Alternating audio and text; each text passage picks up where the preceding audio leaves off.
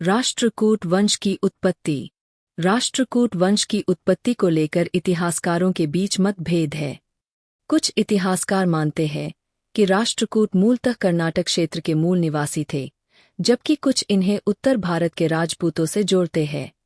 राष्ट्रकूट शब्द का उल्लेख एलोर, अब एलोरा, शिलालेखों और विभिन्न संस्कृत एवं कन्नड़ ग्रंथों में मिलता है।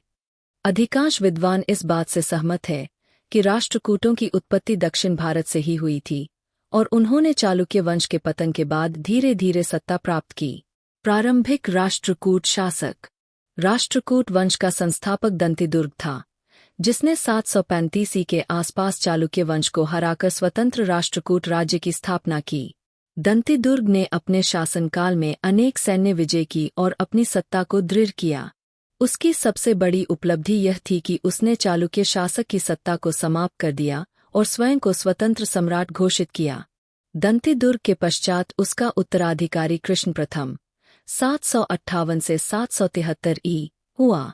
उसने दंतिदुर्ग की विरासत को आगे बढ़ाया और एलोरा की प्रसिद्ध कैलाशनाथ मंदिर का निर्माण करवाया, जो भारतीय वास्तुकला की अद्भुत कृति मानी जाती है। राष्ट्रकूट साम्राज्य का उत्कर्ष। राष्ट्रकूट वंश का सबसे शक्तिशाली और प्रसिद्ध शासक गोविंद तृतीय 793 से 814 था। उसने उत्तर भारत के प्रमुख शासकों को हराकर अपनी शक्ति का लोहा मनवाया।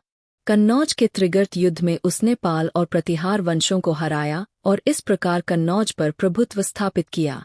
इससे यह स्पष्ट होता है कि राष्ट्रकूट केवल दक्षिण भारत में ही नहीं, बल्कि उत्तर भारत में भी महत्वपूर्ण शक्ति बन चुके थे। गोविंद तृतीय के पश्चात उसका पुत्र अमोजवर्ष प्रथम 814 से 878 सत्ता में आया। यह राष्ट्रकूट वंश का सबसे दीर्घकालीन शासक था। वह शांतिप्रिय, धार्मिक और विद्वान शासक था। अमोजवर्ष ने जैन धर्म को संरक्षण दिया और स्वयं भी जैन मत से प्रभावित था। उसने कई जैन मंदिरों और ग्रंथों का निर्माण एवं संरक्षण किया। शासन व्यवस्था। राष्ट्रकूटों की शासन व्यवस्था संगठित और प्रभावशाली थी। उन्होंने विशाल साम्राज्य को सुचारू रूप से चलाने के लिए विभाजित प्रशासनिक इकाइयां बनाई थीं। साम्राज्य को राष्ट्र, विषय और भोग जैसे भागों में बांटा गया था। प्रत्येक इकाई पर एक अधिकारी नियुक्त होता था जो राजा के प्रति उत्तरदायी होता था। राजा सर्वोच्च शासक होता था, लेकिन मंत्रिपरिषद की सलाह भी ली जाती थी। सेना का संगठन भी अत्यंत अनुशासित था, जिसमें हाथियों, घुड़सवारों और पैदल सैनिकों का मिश्रण होता था। सैनिकों को नियमित वेतन दिया जाता था और युद्ध में विशेष योगदान के लिए भूमि एवं अन्य पुरस्कार दिए जाते थे। धर्म और संस्कृति। राष्ट्रकूट शासक धार्मिक रूप से सहिष्णु थे। यद्यपि अधिकांश राष्ट्रकूट राजा हिंदू धर्म के अनुयायी थे, फिर भी उन्होंने जैन धर्म, बौद्ध धर्म और वैष्णव धर्म को संरक्षण प्रदान किया। अमोजवर्ष प्रथम विशेष रूप से जैन धर्म से प्रभावित था। उन्होंने जैन आचार्यों को संरक्षण दिया और जैन मठों के निर्माण में सहायता की। राष्ट्रकूट काल में साहित्य, कला और स्थापत्य का विशेष विकास हुआ। संस्कृत और कन्नड़ साहित्य को राजाश्रय मिला।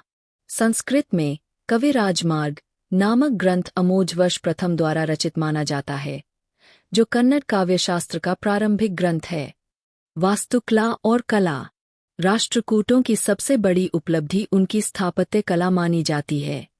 एलोरा की गुफाएं, विशेषतः कैलाशनाथ मंदिर, राष्ट्रकूटों की वास्तुकला प्रतिभा का जीवंत उदाहरण है। यह मंदिर एक ही शिला को काटकर बनाया गया है और इसे भारत की सबसे महत्वपूर्ण रॉककट संरचनाओं में गिना जाता है। कैलाशनाथ मंदिर शिव को समर्पित है और इसकी वास्तुकला में गुप्तकालीन, चालुक्य एवं द्रविड़ शैलियों का मिश्रण देखने को मिलता है। मंदिर के स्तंभों, द्वारों और गर्भगृह की नक्काशी अद्भुत है और यह उस काल की उन्नत कलात्मकता को दर्शाती है। विदेश नीति और युद्ध। राष्ट्रकूटों की विदेश नीति आक्रामक थी। उन्होंने उत्तर भारत में त्रिपक्षीय संघर्ष में भाग लिया, जिसमें कन्नौज को लेकर राष्ट्रकूट, पाल और प्रतिहार वंशों के बीच लंबा संघर्ष चला। इस संघर्ष में राष्ट्रकूटों को कई बार विजय प्राप्त हुई। वे दक्षिण में चोल, पांड्य और चेर राजवंशों के साथ भी संघर्ष में रहे। इस सैन्य गतिविधि ने राष्ट्रकूटों को भारत के सबसे शक्तिशाली और प्रभावशाली साम्राज्यों में स्थापित कर दिया। राष्ट्रकूटों का पतन। 10वीं शताब्दी के अंत तक राष्ट्रकूट साम्राज्य में कमजोरी आने लगी। शासकों की शक्ति में गिरावट, उत्तराधिकार के लिए संघर्ष और प्रांतीय शासकों की विद्रोही प्रवृत्तियों के कारण यह साम्राज्य धीरे धीरे बिखरने लगा। अंतिम प्रभावशाली शासक इंद्र तृतीय के बाद शासन में लगातार गिरावट आई। अंततः तेलुगु चालुक्य वंश के संस्थापक तालब द्वितीय ने राष्ट्रकूटों को पराजित कर दिया और उनके स्थान पर पश्चिमी चालुक्य वंश की स्थापना की। इस प्रकार राष्ट्रकूटों का प्रभावशाली युग समाप्त हो गया। राष्ट्रकूटों की विरासत। राष्ट्रकूटों की सबसे बड़ी विरासत उनकी कलात्मक उपलब्धियां, धार्मिक सहिष्णुता और राजनीतिक प्रभुत्व है। उनके द्वारा बनाए गए मंदिर और गुफाएं आज भी वास्तुकला के विद्यार्थियों और शोधकर्ताओं को प्रेरित करते हैं। उनके काल में भारत का सांस्कृतिक और राजनीतिक क्षितिज अत्यंत समृद्ध था। राष्ट्रकूट शासकों ने दक्षिण भारत में एक सशक्त केंद्रीय प्रशासन, सांस्कृतिक पुनर्जागरण और धार्मिक विविधता को बढ़ावा दिया। उनकी नीतियां और उपलब्धियां भारतीय इतिहास में गौरव का विषय है।